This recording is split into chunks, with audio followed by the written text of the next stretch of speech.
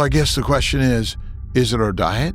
I think diet's a huge Is it factor. our scientists I think it's that both. are biased based on their paycheck Yes. and not open to change or questioning the standard diet? And when you go to a hospital, as you've been there, what do they feed our patients? Oh yeah. After my gut surgery, this is why I didn't want to eat.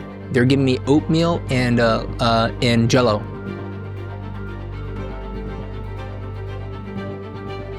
Chris Brandlin, how you doing, my friend? Fairly well.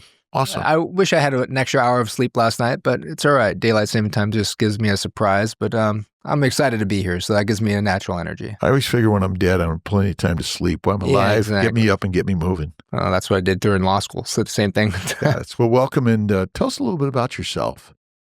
So before becoming an attorney, I was in the health and fitness industry. So I've always been an athlete most of my life. I was a very competitive wrestler during high school. And when I got into to college, and as you know, from Cal State Long Beach, and some from, Long Beach, I lived there for about, 19 years or so. But when I got into college, I became a personal trainer at 24 Hour Fitness, but I also joined the fraternity. So I was kind of having a good, fun social life. But at the same time, I spent most of my dedication to training. And even though I wasn't having the best diet because college, you're full of partying and drinking. No, I took it serious where I wanted to get very competitive with lifting. So I started doing powerlifting. So I used to be a bulkier guy because I didn't really want to, I ate everything I could. I think I was eating 6,000 calories a day when I wanted to build.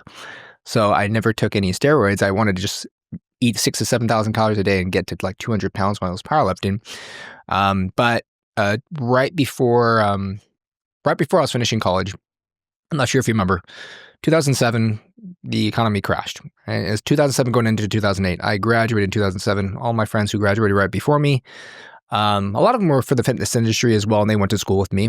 And I asked them, hey, what are you going to do for work? You just got your degree. No one was finding work. I was like, oh my God, I need to get a further doctorate, or I need to get like a further education.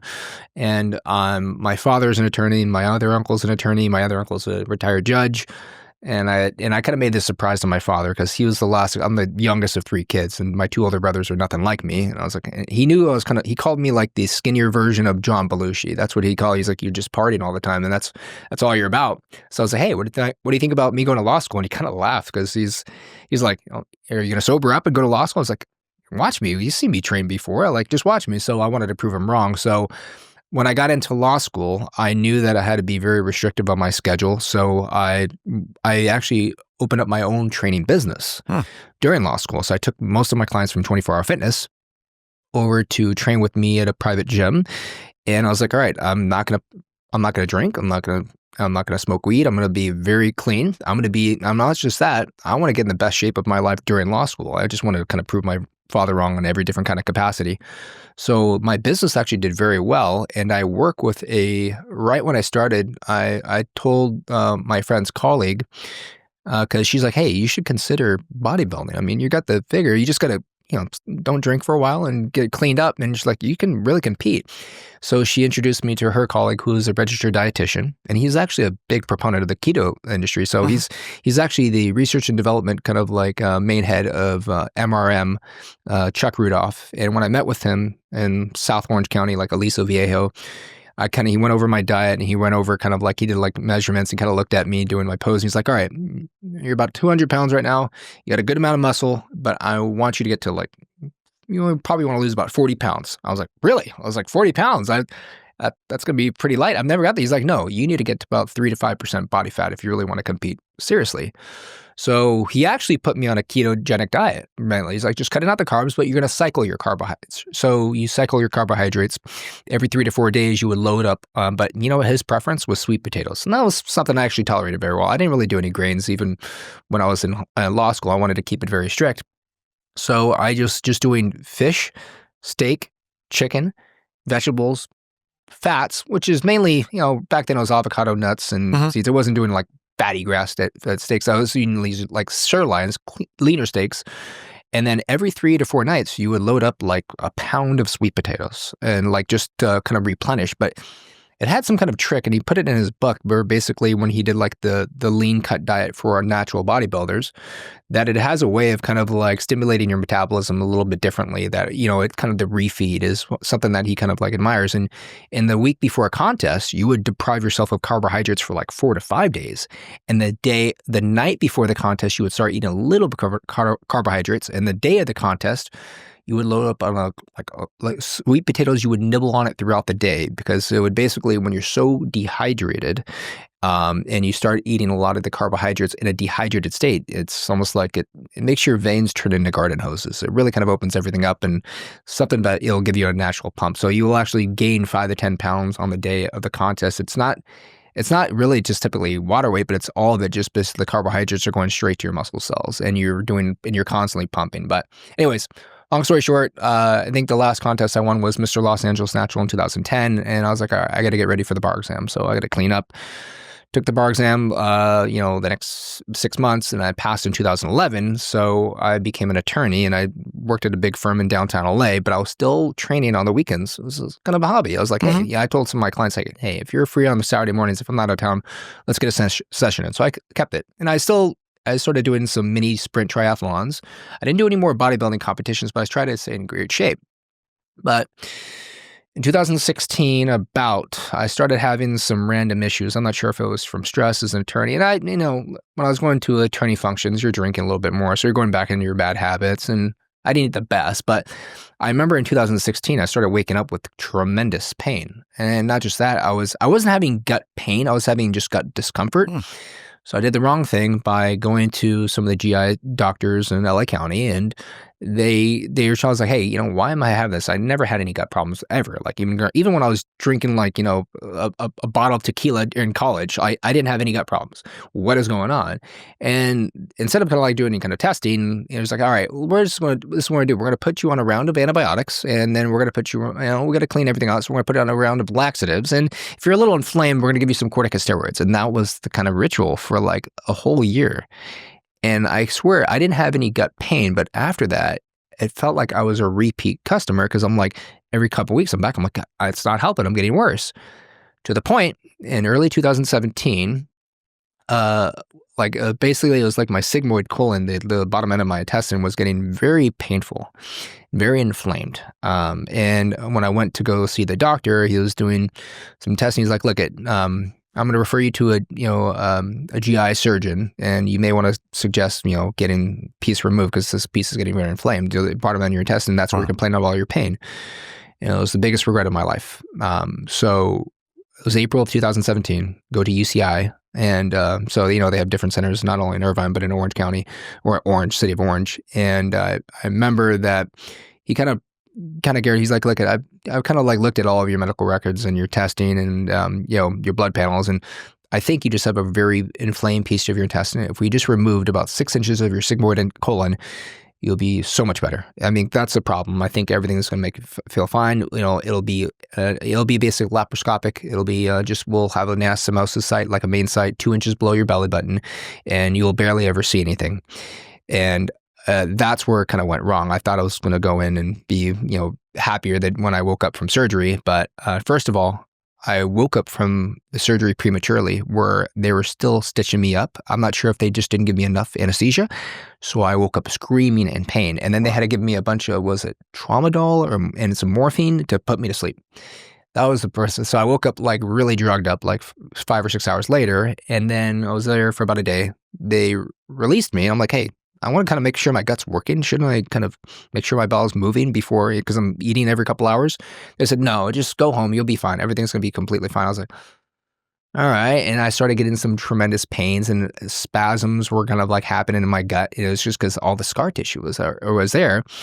And then a few weeks, I was still just complaining of pain. And then a couple weeks later, I basically started getting like a swelling 2 inches below my belly button. If you remember the movie from, was it the 70s or 80s, the original Aliens movie, where the alien pops out of the guy's stomach, where you start seeing a big swelling, like a big bubble.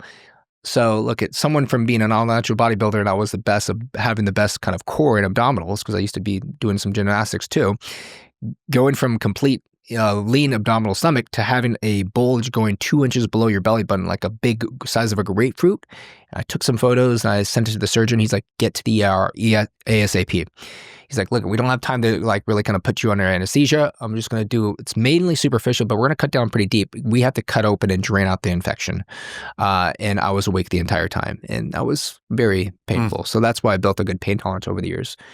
And then when I asked him, he's like, I'm like, are you going to sew it back up? He's like, no. The infection came from the inside right now. My concern is if we seal it back up, I mean, we got to make sure we can air it out to dry it out.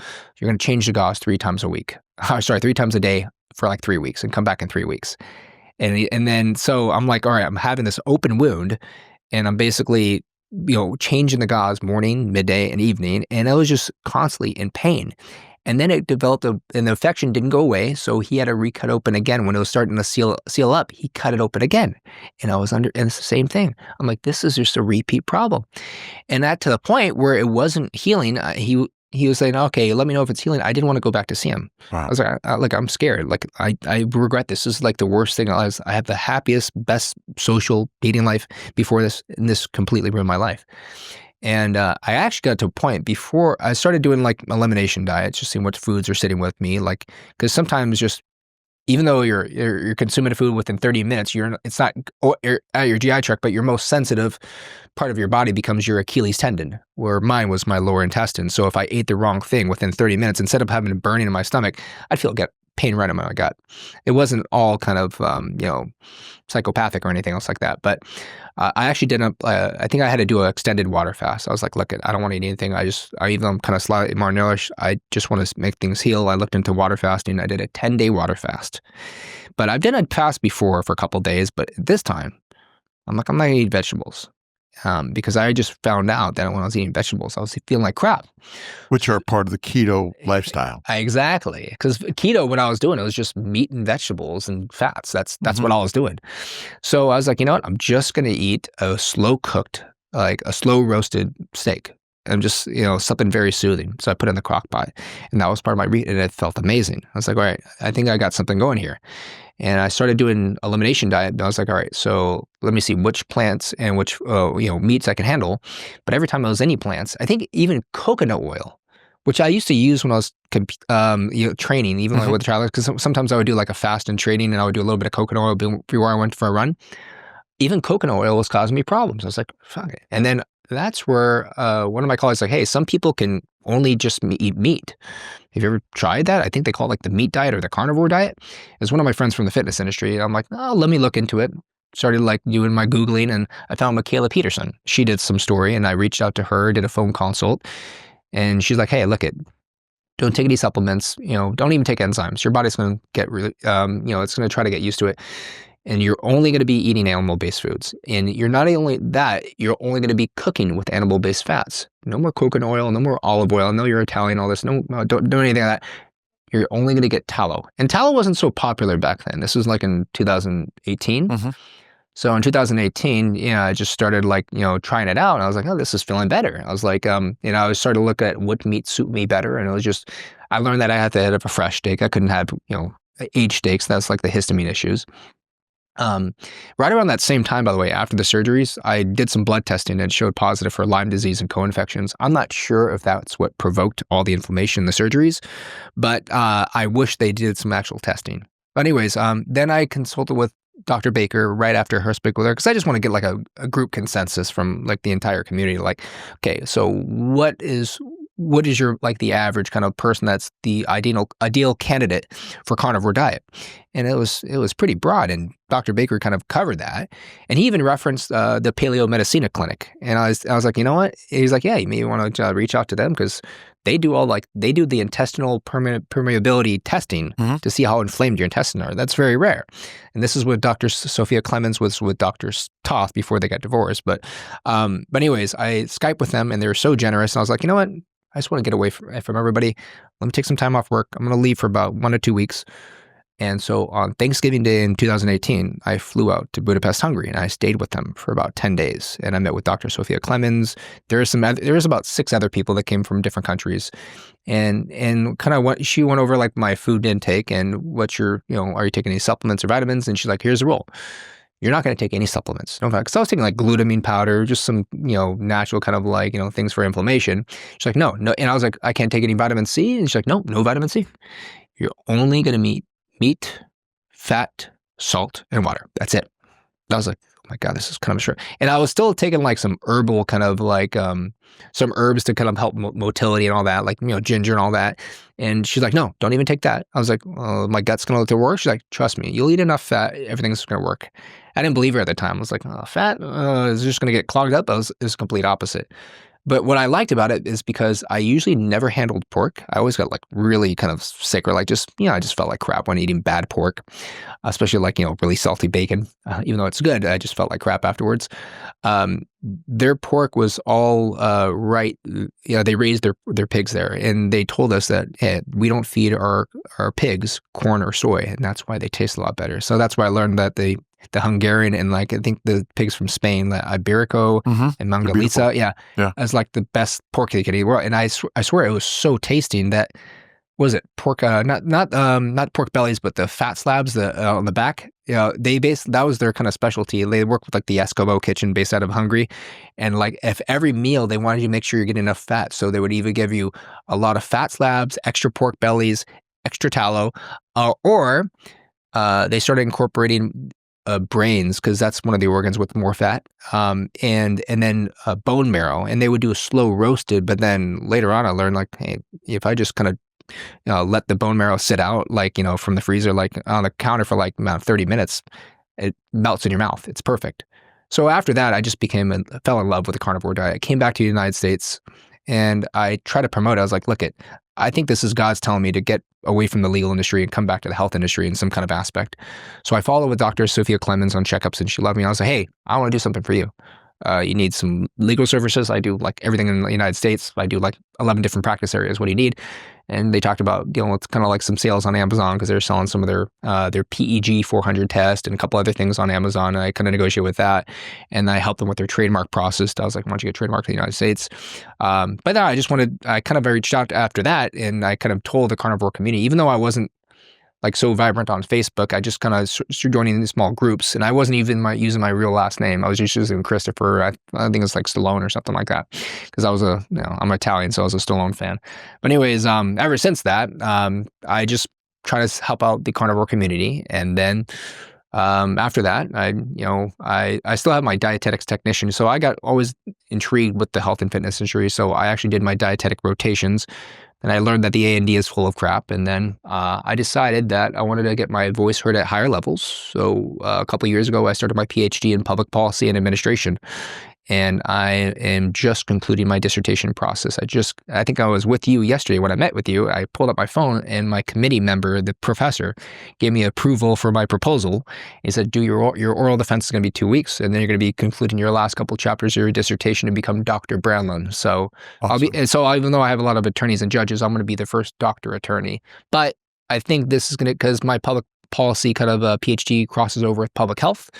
And this is why I'm a huge fan of Bobby Kennedy. Why do you think the carnivore lifestyle has been the big change in your life and others' lives? You know what? I think it's not just the healing of the gut, but it's almost in every different capacity. I just feel better throughout the day too. It just, even though like when I didn't have any gut problems, you have like some humongous chronic fatigue, and now that's part of the Lyme disease, kind of like, one of the 1,000 symptoms, right? What, brain fog, like chronic fatigue syndrome. Yeah. It's bad histamine issues. It seems like the carnivore diet was kind of like, I think it's almost kind of God's way of saying like, you know what, when you're really that bad, you have to stick with what you only should eat. And I think that was a kind of a good wake up call for me. So I was like, You mentioned that you were seeking the elimination, and just wondering if really the plants are the poisons that we've been consuming, and they've been recommended so highly in public policy. Yeah, exactly. And I think there's a lot of propaganda behind it, and I don't like it. And that's why I had to learn firsthand experience that the plants were screwing me up. And then when you speak with about a few other 1,000 people in the carnivore community, you learn it's the same thing. And it is, even if they have different conditions, the plants were causing some kind of inflammation. And a lot of people, it's not really gut problems. They go in because they're having some rheumatoid arthritis, like pain in all the joints of the body.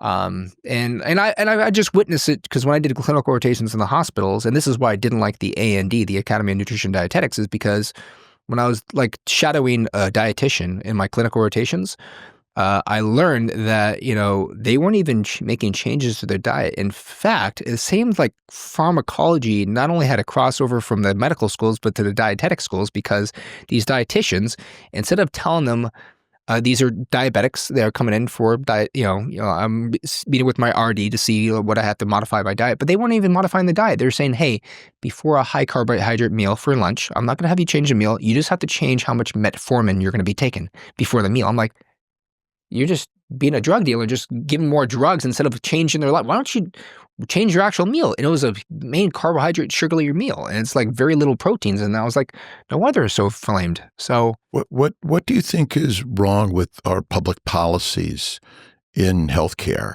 And how do you see some changes that can come about to make us healthy? My previous podcast and my interviews with other doctors, I kind of came to a consensus. And I had an interesting podcast with someone from the UK, Ricky Duplessis, a couple of weeks ago. And he had the same kind of thing, is that we kind of recognize is that it's basically, I don't think, even though I was wrecked by a conventional doctor, I don't think all doctors are bad. I think the conventional doctors are I don't think they're uneducated. I think they're miseducated. I don't think they're uninformed. I think they're misinformed. It's because their curriculum, as I learned from even Dr. Shafee, is when I did POSC and I did follow-ups with him and I helped him out with different matters, is that instead, maybe for the past 30 to 40 years, it seems like the curriculum in medical schools have been changing to predominantly pharmacology. Instead of like treating if you go to a doctor and you say you have problems and he doesn't ask you anything about what you're doing for your lifestyle and what you're doing for your diet, and he just gives you medication,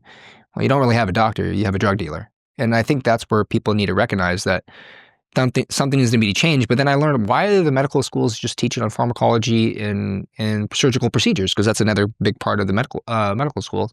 And so very little time on nutrition and dietetics. And you learn where they're getting their funding from. And I'm not going to call it a conspiracy. I think it's a fact that medical schools even admit that most of their funding comes from big pharmaceutical companies such as Pfizer, Moderna, a few others. And I think that's a way of kind of like, doing a complete bias in the medical school system by saying, like, we're going to teach our doctors, our new doctors, how to make sure their patients are on routine medication, because in essence, it's going to be feeding our big donors at the end. But then that's where you learn that, I always say, like, was it Dr. Lufkin, like in LA, it's a patient cured is a customer lost for conventional medicine and big pharma. Because they get better, they're not going to be taking their routine pharmaceuticals. And pharmaceuticals, I even had to state it in my dissertation topic that I have a slight bias. I'm analyzing different. My dissertation topic is actually on the effects of vaccines, not only to your health but public policy effects. If you get rid of all the nurses because they don't want to get the vaccine in hospitals, you have a huge hospital shortage. You can't treat people with people that chemotherapy or radiation or any kind of like actual treatment or orthopedic surgeries. You can't even get follow-up treatment of that because they don't have enough nurses at the hospital. So I know you're trying to eliminate one thing that they're having I don't call it the pandemic, I call it the scandemic. I know I'm not allowed to speak about that. But anyways, they're harming the community as a whole when they have their own kind of agenda. I think that's a problem that they have in public health. And I think it is a problem. And maybe I should investigate a little bit more on why are all the main, most prestigious medical institutions teaching all of their doctors pharmacology? And I think I even recognized my own family doctor. I was like, hey, got some family member with different problems. He's feeling very tired throughout the day. And he's like, there's a specific medication for that. That was the first thing he thought. And even my neighbor, he made a joke. He's a contractor. And he's like, yeah, I don't really like to see the doctors anymore. He's like, if I get a nail in the back of my head, the first thing the doctor's going to say, oh, I have a pill for that. Don't worry about it. He's not even going to take the nail out. You're Italian. I'm Italian. Yeah. Our culture is significant plant-based I don't fit in with my Italian family. They think I'm a disgrace because I don't drink red wine. I don't eat any spaghetti. So I got family that came straight from Italy too. So I'm a complete disgrace. I just tell them I don't. And even though I have a little bit of tequila now, I feel like crap when I drink red wine. It gives me the poorest headaches. It's horrible. Do you think alcohol is healthy for us? No, it's poison at the end. I think it's just a divulgence, just like, sugar. And for some reason, I never get a sweet tooth. Even if I had some alcohol, I wouldn't have a sweet tooth. I think I have more of a fat tooth. I actually, I think when I got really hungry, I just think when I was in Budapest, Hungary, I ate everybody's pork fat slabs. I sat on the toilet for a little longer, but you know what? It wasn't bad liquid runs. It was actually, I was like, it's just like, it's liquid. I think that's one thing that I learned about fat, that if you ever kind of get plugged up, is it's more soothing. So in other words, alcohol, it is a poison. And that is my vice, about once or twice a month on a special occasion, and especially since I've been celebrating lately. And I had it in DC because Bobby Kennedy's Maha Ball that I got the special invite to, where I got to meet him and everybody else, and a lot of these celebrities that supporting the health movement. We were celebrating. Everybody's having the time of their life. So yeah, we had some, my preference that for some reason, it doesn't make me feel like crap and it doesn't hurt my gut. It's just Patron. If I have anything else, I can't have any sugary drinks, and whiskey's limited. It's got to be like a silver Patron. I don't know, but it's a vice. It's just like having coffee. It's a poison. At the party and celebration for Trump and others, what do they serve at these events? Oh, the food? Actually, my manager, Rhonda, I took her daughter and her daughter's boyfriend. We actually went to a different restaurant right before, and we actually had sashimi. So, well, the question, but they're serving hors d'oeuvres and everything. So the question is, what type of food are we serving to our guests, our family? Oh, at the health convention. At a health convention. They had like once of everything, so it wasn't the purest health, but let's just say that. But yeah, I don't think they focus on the huge health aspect. And actually, the dinner was kind of separate in before, so they had a different function. So actually, most of the people, they went to a pre-dinner, and I think I went to the Lincoln Liberty Ball in DC, like from 6 to 8, and then they had the Maha Ball, like from 8 till I think we stayed out till like 3 or 4 in the morning in DC. But anyways. Bobby's dinner didn't have most of the food. It was mostly the drinks. It was mostly a bar. Yeah. Which ultimately, the American College of Obstetrics and Gynecology recommends a plant-based diet and red wine for pregnant lactating women. Minimal meat, if any, certainly no red meat. And they basically said stay away from Atkins, keto, and paleo diets. They didn't even get to carnivore diets. What are your thoughts on that policy? I think it is construed to kind of lean one way to support some companies, and I think that's some kind of indirective. And this is kind of going back to some of these major agencies, even the Department of Health, is who's got the most money and who's going to basically have more influence on the American population, and the people that have the most money. And that's why you were actually started to change topics, but this is slightly relevant. Was it the Keto Con or something that you were at last year that you spoke with Dr. Shafee, Dr. Baker, and Bella? What was it? It was in Austin, wasn't it? Yes. What was it called? Was it Keto Your Health? Hack Your Health. Okay. I was actually, no one realized, but Dr. Shafee recognized because I was already his attorney and he already actually, I posted a question. I did a super chat on the live chat because I watched a piece of it. I said, hey, so I think I asked a question similar to ask yesterday at your conference. What do you think we can do to change the policies at an agency level to improve everybody's health? And I'm not going to lie, I was unimpressed with the responses. I don't think you responded though. I think it was Bella. I know she's not a doctor. I think it was Baker. There's one other person that did, and it was basically like, hey, just get the word out. Like, no, you need to make changes at a policy level, at an agency level, and you need someone with a better diversity background, someone who's not paid off, politician, someone who's not getting paid off by Pfizer, because I'm sure you're recognizing with the DOGE where a lot of the money been spending for the last couple of years. But you need someone to make some changes at a policy, at an agency level, whether it's going to be with the Department of Health and Human Services, like Bobby Kennedy's doing. He's going to start some changes, but I think we need to make them more at a more broader level. And I think a lot of the changes need to be made not only in the hospitals, but in the schools.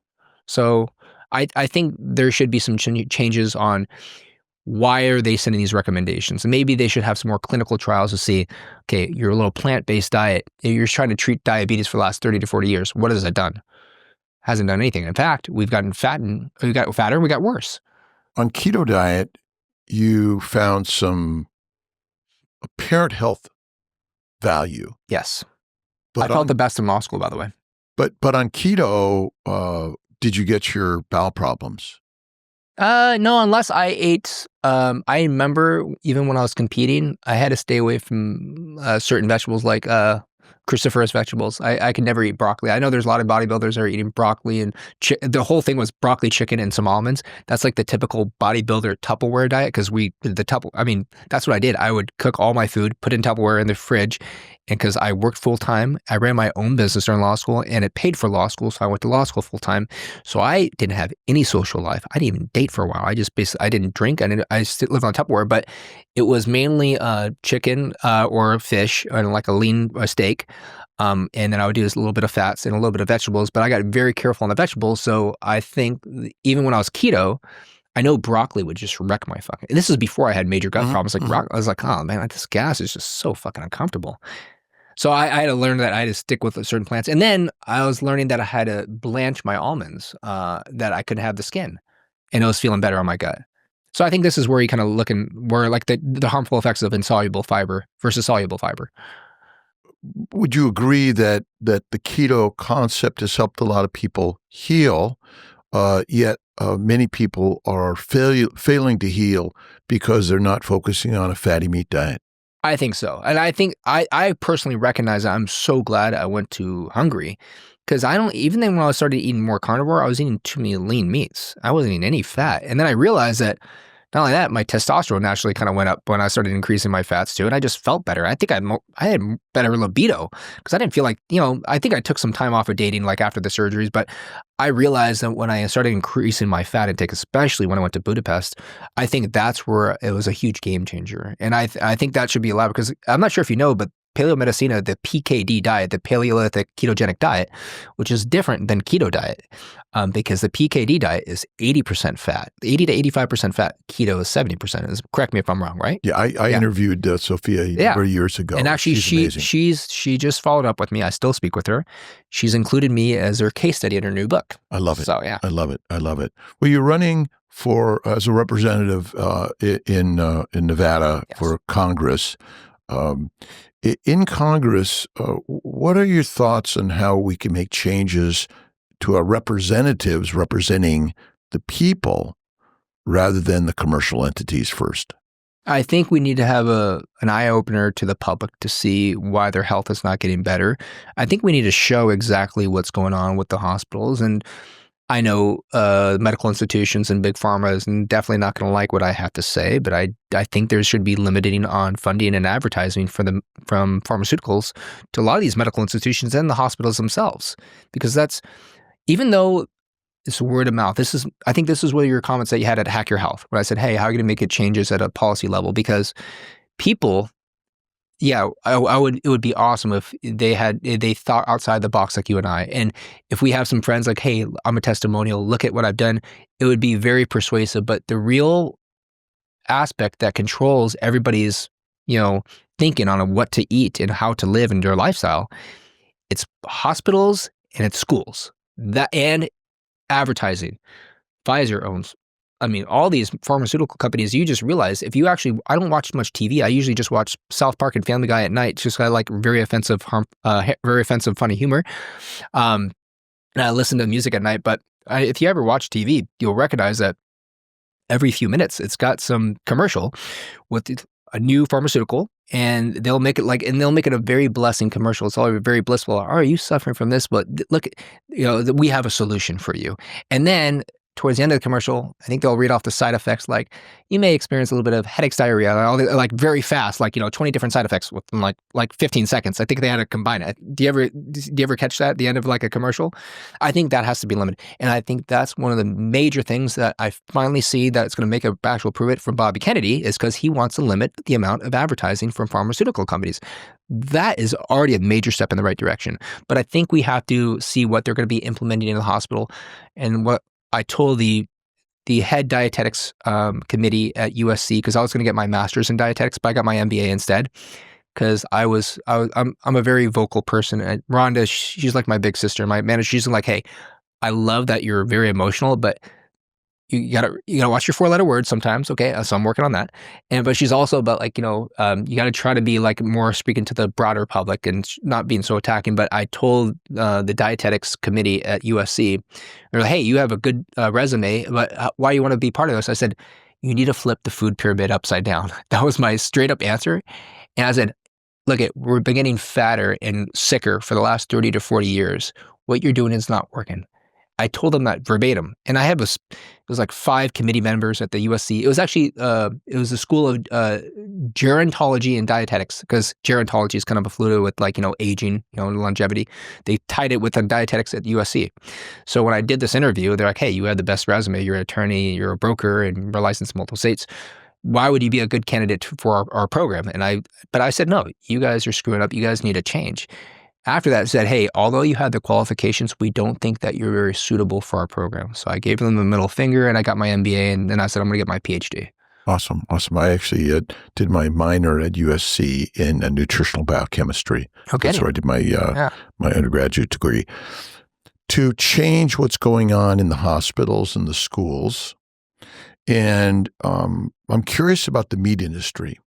Yeah. And maybe it's just too easy to throw fat away, because fat is the culprit and fat is blamed for everything, and being fat is cause of disease, and eating fat is cause of disease. That seems to be the biggest lie. It is. And how do we get the meat industry to step forward and support meat on your table and fatty meat on your table and change the paradigm? And this is a discussion I had with Congressman Massey when I met him at the Maha Ball, and I had a good sit down with him too. And I said, hey, because Rhonda's like, hey, Tom, Chris is going to be running for Congress. He is going to be running for the House of Representatives in Nevada. He's a big proponent of saving the farmers, and that's why he liked me. He's like, look, so I'm not sure if you know, Congressman Massey, he's got a bunch of, that's one of his main kind of like support group is the farmers, local farmers, hardworking American farmers, not these big giant kind of corporate like farmers, like, industries such as like Tyson, other ones. Support the local farmers, but the farmers right now are, I'm not sure if you recognize, they're all struggling. I mean, it's very hard. The inflation's just everywhere, and not just that, just to sell your product like to, a family. I mean, just with the cost of living right now, they have to increase the size of meat. So have you recognized how expensive meat has become in the last 4 years? It's substantial. It's like quadrupled. It's unbelievable. So I think there needs to be more focus, because there's money to float around. And that's what you do in any kind of, any kind of agency is you're going to say, okay, you're going to have it like you're going to have a financial aspect where you're going to say, we're going to have a certain amount of funding and where is it spent? Okay. I think there should be a good amount of money spent to subsidize farmers. I mean, they're already getting some grants, but I think there should be more focus, because those are the real people that put real food on our tables. We need to start shopping from the local farmers. I think it was Nidhi Bali. Do you remember her? She talks about regenerative farming. She calls herself the pharmacist, but spelled like a farm. Yes. But she did a book and is all about regenerative farming. When you realized it, it's like, this is part of our natural kind of like environment and system. Like soil needs constant like grazing and manure by cows, and it's a constant process. And Joe Rogan did a similar thing. There should be a more focus on, let's spend more time and money on the farmers, and we have to make sure these farmers can afford the farmland. Because who do you think is buying most of the farmland right now? I know you may not want to state it just because you might want to protect yourself, but it's outside sources. It's foreigners, China, and Bill Gates has bought quite a bit of farmland, and he's not promoting the meat-based diet. So what is he doing? Oh, I'm making a lab-grown meat, and I'm making fake meat patties. So, it's all based on like plant-based proteins, and he's not the poster child because he needs a bra. So why are we listening to someone who had no medical education? Actually, no really education at all. He's just a computer virus genius. But why are we listening to him as our health aspect to see what we should be eating? But people are so manipulated because he's got some money, he's got some power, he's got some influence.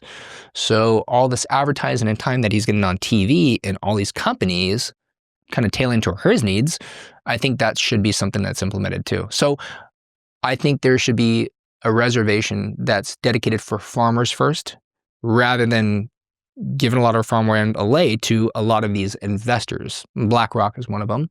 So I think that should be focused too. So that's why I tell people you need some more injunctive relief. If you're thinking of the practice of law, so I do 12 different practice areas now, but if you're getting a judgment against someone, you're usually asking for a monetary judgment for money damages.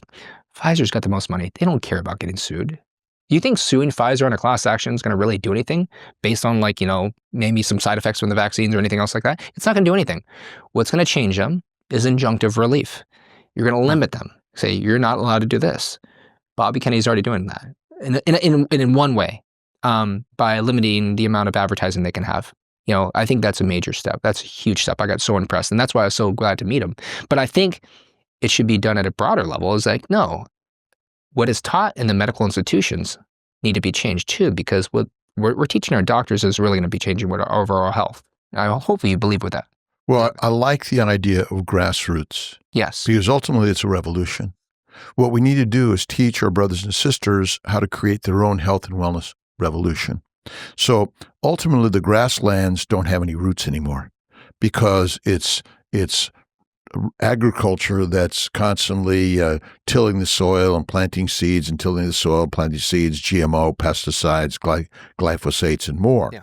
So by inspiring local farmers and ranchers to continue with regenerative farming practices and know where your food is coming from, and ultimately an animal-based diet with meat, eggs, cream, butter, milks, preferably raw, in my opinion, Yes. Would help so many people find health and wellness. And ultimately, wouldn't we save money? Because even though you might perceive a meat-based diet to be more expensive, it may be less expensive because most of what you eat actually is absorbed and becomes part of your body rather than going out the bottom end. And I had to do that to save my intestines because they actually, not to go back, but I had to do that to save my intestines because I realized that I needed to limit the amount of output, the undigested food in my stomach, because I had a stricture in my intestine, and the only thing that saved it, meat and fat.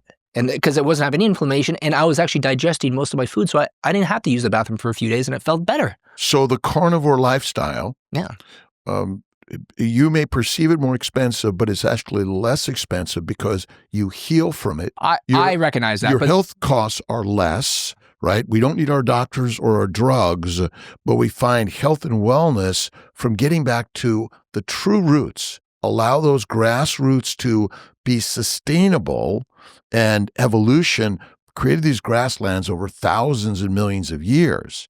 Agriculture, the way we plow and till the soil, is so new.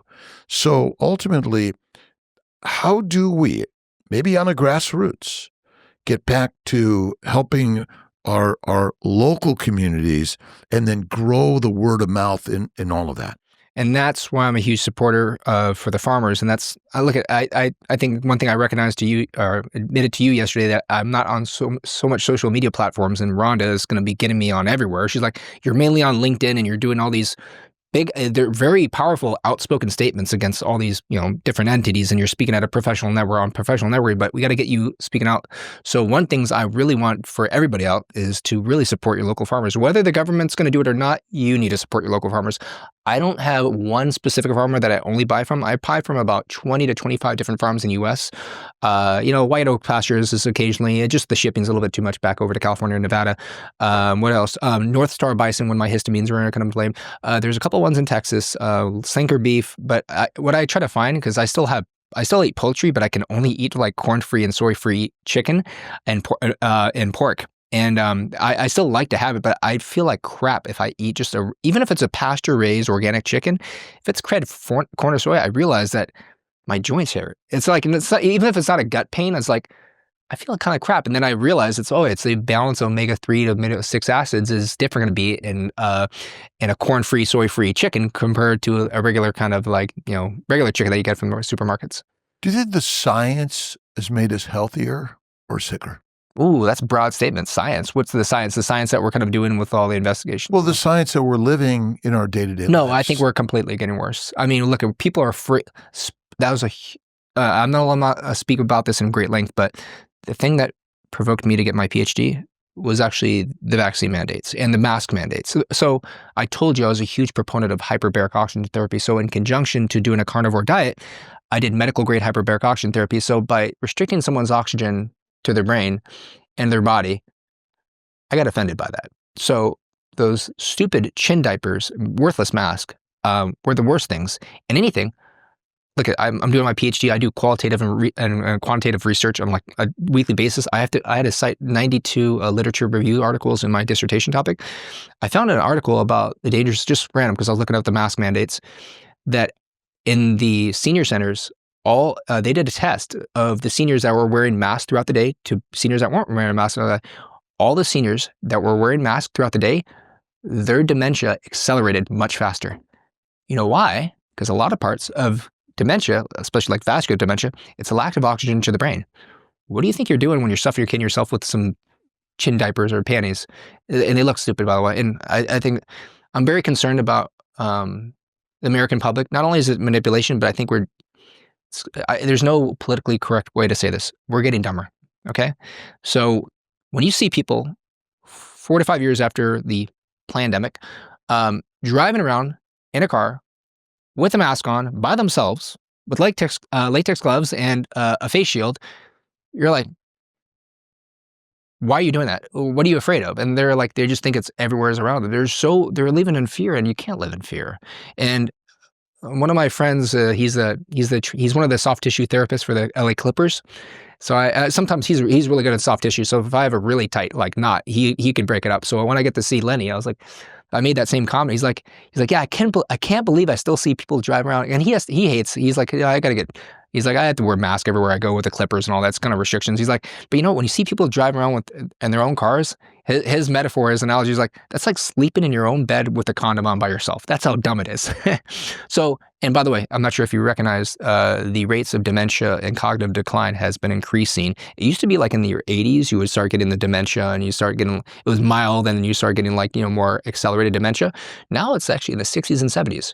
So we're losing our memory. We're getting dumber. So why is that?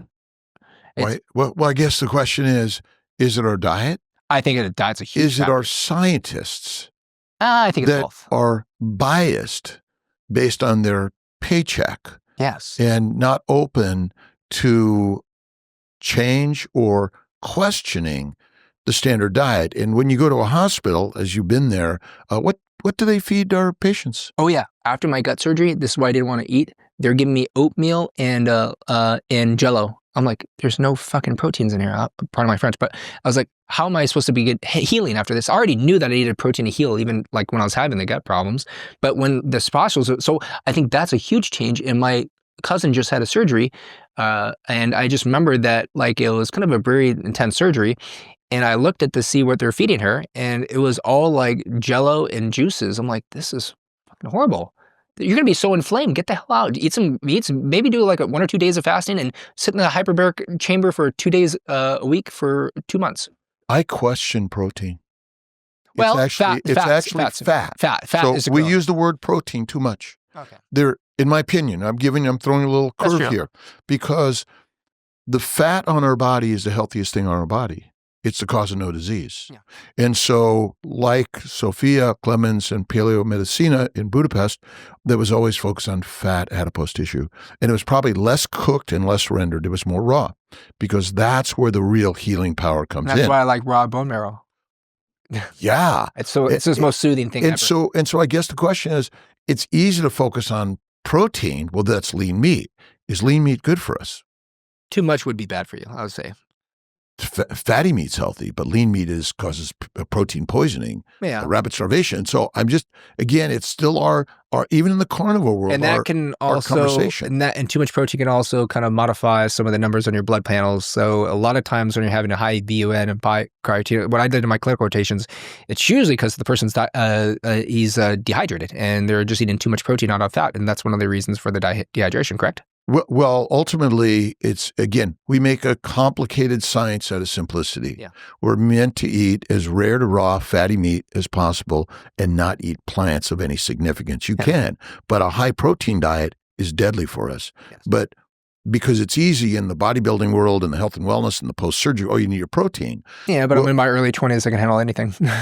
Correct. But as you age, the liver gets damaged. Yes. And so proteins break down acids, which go to the liver. Insulin converts them to fat in order for you to thrive and survive. because ultimately glucose also goes to the liver. It's converted to fat, so you thrive and survive. And so most people are eating a plant-based, low animal fat diet. And many people are going to the vegan vegetarian side. I tried vegan. It completely wrecked my gut after the surgery. I think that was one of the things after the surgery. I was like, let me just eat plants for a week. But I definitely can see that. Oh, let's talk a little bit about social media and freedom of the rights of people to share stories like Carnivore, because I know many people are sort of getting pushed out because Carnivore is not considered factual or scientifically supported by the standard medical communities. And there's a reason why. You want to hear it? Well, that's what so what are things that we can do for social media to help people like yourself and others that aren't doctors but have experience and knowledge because they've gone through the suffering of a plant low-fat diet? Start off by funding some non-biased clinical trials of testimonials. It'll be based on qualitative research, based on testimonials on how people feel. You'll have a very broad demographic for your population. So your participants in your study, I think they should be at least a few hundred. So this way it'll be not just, and it, you know what, if possible, try to use it from a larger kind of like population. So sometimes if you look at clinical studies, they take a very small town in the middle of nowhere. I'm like, well, you know, their symptoms or their problems may be different, but I think there should be something at least prove, because the testimonials are great, but you got to prove that it's helping, and then have all of them submit their blood testing before and after the diet to show for the fact that this is validated evidence that, and actually have a medical doctor oversee it, and he should be part of the study as one of the researchers. And that's why I realized when I was looking at so many clinical trials, especially the ones that are kind of promoting pharmaceuticals, you look and almost every author on that research study is associated or funded by the pharmaceutical company. I'm like, yeah. So I'm getting back. Who's the first person you learned carnivore from? You know, I think it was actually Michaela Peterson. Yeah, I spoke with her. It was a brief call, and she was kind of rushing on the phone for about 45 minutes, and then I spoke with Sean Baker like 2 weeks later. But Michaela Peterson is not a doctor, and nor is Jordan Peterson or Tammy Peterson. And ultimately, I was scared to go back to doctors. So, well, that's my point about social media, that we're actually learning from non-doctors, because the doctor side and the scientific side and the study side is actually still, it's in a conundrum. Well, we're still studying it. The answer's not out. Yeah. But our human brothers and sisters don't have time to wait for that. So I think maybe the purpose of what you're doing in trying to change public policy is really honorable. Having you there is absolutely helping on a revolution to change the story out there, because public policy, it's going to go back and forth over the argument in government, but ultimately social media is the place where people can share simplicity. It can share, and this is something you can propose to your local congressman, such as Christopher Brandlin, and then this is something he can implement in the next hearing, and he can actually move up to pass a bill. Basically, it'll be an assembly bill or any kind of bill to say whether we'll have enough vote, but then you can substantiate the bill by your clinical evidence. And I really think that we should have just some. I think Sean Baker did one. He was a clinical trial. Harvard published it, but then they came back afterwards and said, "No, we retract it." And so they said, Harvard. Well, so that's our problem here, where social media is taking stories of healing humanity, and we're really actually, again, back to the revolution. It's I still think grassroots. Remember, I was mentioning like Michaela Peterson, she's not a doctor. I still believe you have to have a medical doctor who went through the curriculum and actually learned all of the policies and actually disagree with it, because he thought outside the box. And that's why I have such respect for you and Dr. Shafee and a few others and Baker, is that, look, this is what I was taught in medical school. But, you know, after doing actual practicing medicine experience with actual patients over the years, this is what I have personally observed and learned what's been benefiting better. And not just that, you know, what they're teaching in medical schools, I'm just realizing they're just teaching pharmacology. That's not metabolic health. Metabolic health is less pharmaceuticals, let food be your medicine. Is the nutritional industry teaching the proper nutrition? No, I went through the Academy of Nutritional Dietetics for my DTR certification. It is completely wrong. Everything, and actually they started focusing on pharmacology towards the end, because they started mentioning like how much doses of a metformin you would take before carbohydrate meals. I'm like, and then the food pyramid is still something that needs to be flipped upside down. That's why I like that South Park episode. Do you ever watch that? I think Cartman's like, hey, You just got to, yeah, I know how to fix this whole epidemic. Everybody needs to flip the food pyramid upside down. And then the next day is like all the teachers are eating fatty steaks at like a carnival and they're all having the best time of their life. What does Chris Brandlin eat in a day? You know what? I usually eat corn-free and soy-free chicken. Sometimes I'll do the lean meat, but for at night, if I have a preference, I'd actually get a very fatty steak, fresh steak. I would grind it myself. I have a grinder, stainless steel grinder that I grind it myself. Unless I need a warm food, it's the most soothing thing on my gut at night. And I can eat like probably 1 or 2 pounds of it. But usually I eat about, and actually sometimes during the day when I'm on a run, what I do is I Tupperware cook corn-free chicken and some grass-fed burgers. And I just like, it's cheaper just on the go, and I'll just eat in the office. But sometimes, especially if I'm a deposition or a mediation all day, I have time to eat. I'll just wait until I have a very relaxed state at dinner time. And if I know that I'm very depleted, I would slow roast. I never like cooking at a higher temperature because I think it usually backfires. So too much rendered fat is really bad for me. So if I don't eat it raw, I'd either do like you know what I did last night after the convention? I went to Longhorn Steakhouse in Cedar. It's only a couple blocks away from that place. And I took Rhonda out and I was like, hey, I'm going to get me the large size filet mignon. I want it cooked as minimal as possible. I was like, do you do what's called black and blue? And she's like, oh, the waitress like, oh, so sir, you want the Pittsburgh style. I'm like, Pittsburgh style? I'm like, I've never been to Pittsburgh, but what's it? She's like, no, that's barely seared on the outside. It's very rare. I'm like, perfect. That's actually what you should eat. If my recommendation, if you ever go out to, and I'm the only attorney that does this at business functions, I ask them if they have a filet mignon because that's the easiest steak because it's so tender to eat like semi-raw. Do you add anything to it? I don't add anything. I don't even like salt. I really don't. The meat itself is so soothing now that I not just that, I can't handle seasonings. I get bloated and I feel like crap with garlic and onion and all that crap. I don't want that. Got it. Yeah. And I don't need any like, I don't even need like, not just that, I usually don't even drink any water with it because I try not to dilute my stomach acid. And I usually stop drinking water like an hour before the meal and 1 or 2 hours afterwards. I want to make it a very dry, soothing, digestible, slow meal. And it's, usually I try to find a steakhouse. Even when I supported my law clerk, a couple of weeks ago at the state finals, my law clerk's a wrestler and he's going into West Point. So I was a wrestler most of my life. So I support all the wrestlers. And I remember we went to a steakhouse and I asked for the same thing. I was like, hey, they got to find a filet mignon. Almost everyone has a filet mignon. Give me the large size, cooked as little as possible. So yeah, but if I don't do that, I'll do a slow roasted steak. Sometimes I'll do a chuck roast just because it's cheaper too. It's like $11.99 a pound compared to like, ribeyes are like, $23.99 a pound. And I would do a slow roast in the oven and just way it just kind of melts in your mouth. And I do that at night. So. Yeah, I'll do a filet black and blue Pittsburgh with butter and salt. Yeah. Best thing ever. And I eat raw filet mignons at family gatherings, and my family goes crazy. Like you're going to get parasites and poisoning. I think raw is good for us. I do raw steak all the time. I think it's when it's properly sourced. I think I just know that when I eat the beauty of the majority of our beef, it's rarely recalled except if it's processed. It's the processing that usually contaminates but chicken and fish, I don't touch it very often. No, well, contaminated and stinks. Well, actually, sashimi is different. But right now the fish is not the safest in the waters because the waters are so fucking bad. But yeah, I don't have the balls to eat chicken and pork. I know I have some friends that will eat chicken and pork like raw all the time. Like, man, I don't know. Maybe I gotta get my stomach acid a little bit more in tune. Maybe I gotta get that vulture stomach acid at 1.2. Right? They can digest anything. It was like the. Is there anything that you wanted to ask me or I haven't asked you? Well, because you're licensed in Florida and New York, right? I have about 40 licenses. Oh, geez, you're all over the place. I'm only like 3. I got to step it up. Has the medical board ever made any negative comments to what you're preaching, basically ketogenic or animal-based diets?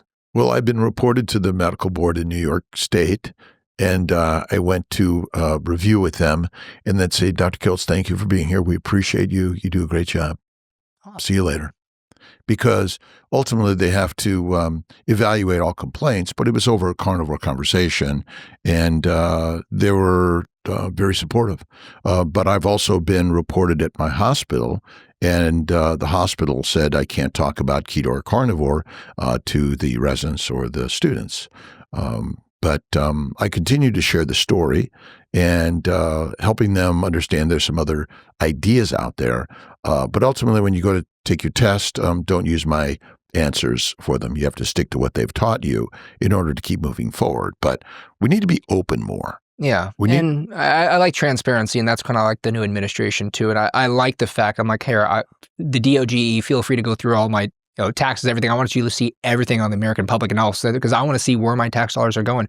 And I just realized, it's kind of surprising, $8 million of our tax dollars are paying for transgender sex surgeries for rats. I mean, that's kind of it's so scary and frightening and pisses me off, but it's almost funny at the point. I'm like, I'm paying for sex surgeries. That's another topic and all, but well, that's why I question more and more scientific studies, because ultimately we don't need them. Yeah. Because we already have human stories that have healed, and the more we just share those stories, they add up, and they're as powerful as biblical stories. Because ultimately the stories are more powerful than the science. And I'm a scientist. I've done all of it. I've published. But what I've learned is that in order to get published, to get into the right school, there's certain relationships you may have to, or acceptability. And maybe that's the problem. What are your thoughts on where the new administration and Robert Kennedy Jr. can help us in healing I think America? It's a step in the right direction, but it needs to be continued and needs to be broader. So, I mean, if you know Bobby Kennedy, he's not carnivore, but he does kind of embrace a heavy, quality meat based style. But he gets some of the basics that you need. And as you and I discussed, to get the entire American public, I don't think everybody needs to go carnivore. It would be awesome if everybody did. But no, I think just reducing a lot of these inflammatory carbohydrates and going back to just the ketogenic basics. And then if you're having problems, then do your elimination and just go back to the founding, what we've been eating for a couple million years is just quality meats. Therapeutic carnivore diet, I think it should be in every doctor's pocket as an option. And every human being should get a chance to understand these things, because ultimately you don't need to call the doctor in many cases. You can just look online, you can Google these things, and there's so many people that have suffered from that. Just all of us regular human beings, and by the way, we're all regular human beings, I don't care what level you are, that we're getting stories from.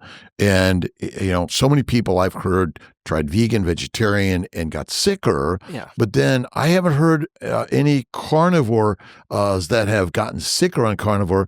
They've healed. Many people say, well, I couldn't continue doing it for I just started reason. adding honey and fruit like Saladino. Well, I respect him, but I don't agree with him on so many different levels on that. And not just that, I tried honey when I was trying to hey, if I'm getting a little depleted, maybe I need some carbs. Honey completely, even if it's a quality Manuka honey or something, it really wrecks my butt. But I did have one other kind of comment though, if you don't mind. So you mentioned that you were getting reported to the local authorities with the state of New York, right? So I'm not sure if you know, but attorneys can get reported to, obviously, right? The state bar.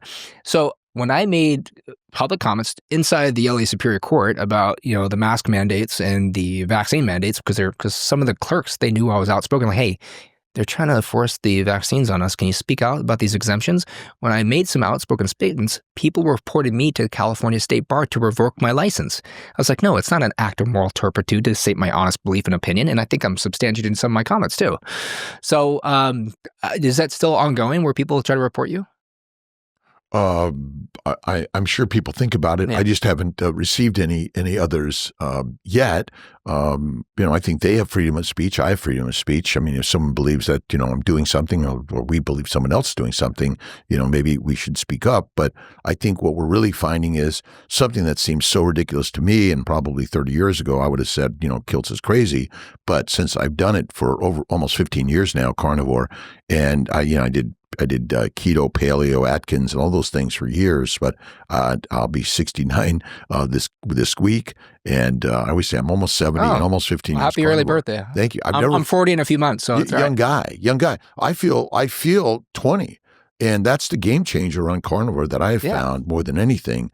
Fatty meat, salt water, one meal a day, have faith in God, and go out and do something every day. You don't have to exercise. Just go out and be productive and move. Final comment. Would you agree with me that what I stated about what they're taught in medical schools about mainly based out of pharmacology instead of just natural health and lifestyle? Is that something you experience as well when you're in medical school? We're focused too much in medical school on the scientific minutia. Okay.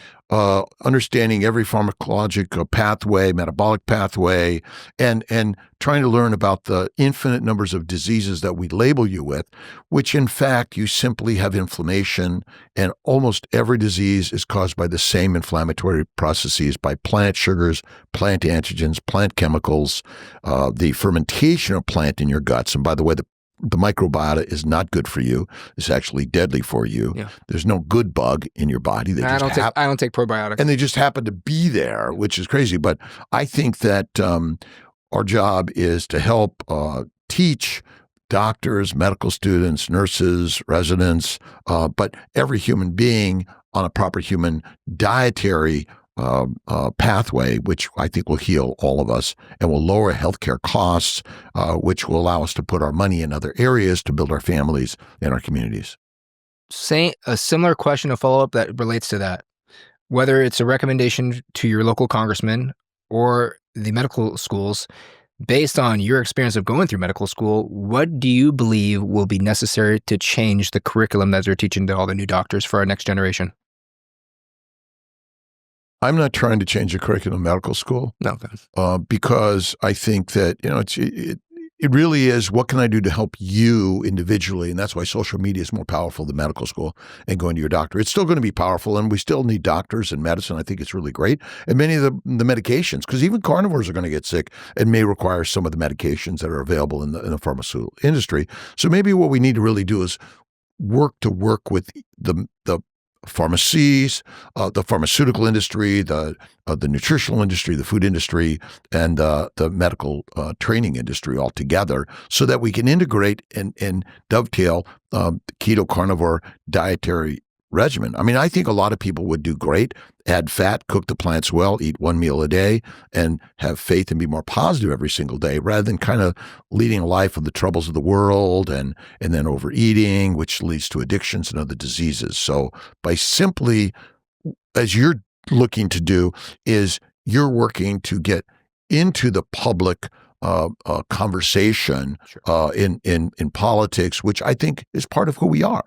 So I think it's possible, but I think the focus is if I can work to teach you to heal thyself.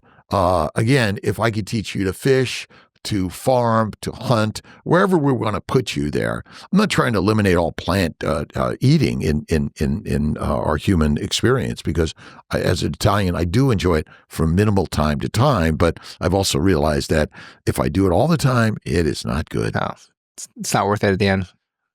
Christopher Brandlin, a pleasure having you here. Could you just mention where people can listen and learn from you and help know more about you? Sure. So if you want to find my basic information, my law firm, it's brandlinlaw.com. But actually, Rhonda was very kind enough to set up my campaign website, chrisbrandlin.com. Even though I'm going by Christopher Brandlin, it's chrisbrandlin.com. And it makes a reference to being the carnivore lawyer in that statement, too. And people are going to try to insult me for that, but I'm more educated than half of them. That's going to be insulting me. But it's mainly chrisbrandlin.com. And we just got approved by the FEC and registered so we can start doing a donation to our fundraising. And I actually want to use some of the donations to spark some of these events. And actually, I told you, I want to run one of the largest meetup events with a lot. I want to run a crossover with the fitness facilities, because I used to be a trainer all my life, so I still have friends in the fitness industry. I want to do a crossover with everybody from the fitness industry and the carnivore and ketogenic communities all in a very large event, and I will host it. So that's something that's going to be probably mentioned on the website. And let me mention that you're doing a lot of work with carnivores around the world, helping them with advice on anything legal, and you're doing that pro bono, I hear. Yes. And so that really is amazing. We're grateful. Attorneys don't just screw people for a living. We try to help people. God bless you, my friend. Thank you. Pleasure. My friend, you're awesome. Thank you. Amazing.